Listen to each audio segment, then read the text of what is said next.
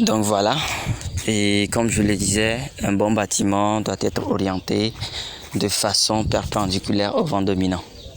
Et comme vous l'aurez sûrement dans cette vidéo, la longueur du bâtiment doit être dans le sens du lever et du coucher du soleil. Bref, pour dire dans le sens est-ouest. Donc voilà. Et maintenant, lorsque vous construisez aussi votre poulailler, faites-en de façon à ce que le niveau d'élévation ici, comme nous le voyons, soit au moins, c'est-à-dire à partir de la fondation, soit d'au moins 2 à 3 briques, environ 60 cm. Donc quand vous le prenez du bas, du niveau de la fondation, bien de la terre, jusqu'à ce niveau, au moins environ 2 à 3 briques. Donc comme nous le voyons ici, 1, 2, 3. Donc ce qui fait environ au moins 60 cm. 60 cm, c'est très important. Juste pour éviter que l'eau, comment l'appelle-t-on, l'eau rentre en cas de pluviométrie.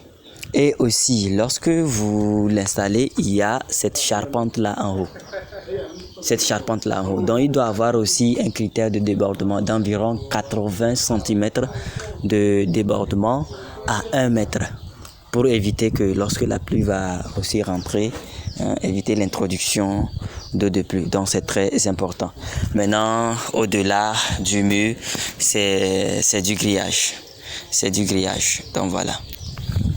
Et sachez également que la construction du bâtiment est très nécessaire parce que déjà dans votre budget d'élevage, c'est une partie qui va prendre au moins, souvent au moins la moitié.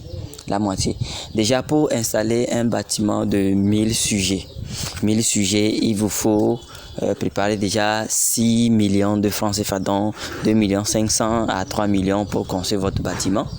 Et déjà le reste va consister à acheter des poussins ou voilà les poussins et également investir dans l'achat des aliments et autres équipements.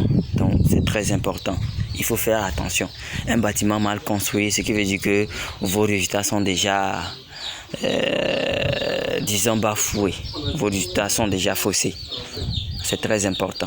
Donc, il faut faire beaucoup attention et être très rigoureux dans l'installation des bâtiments.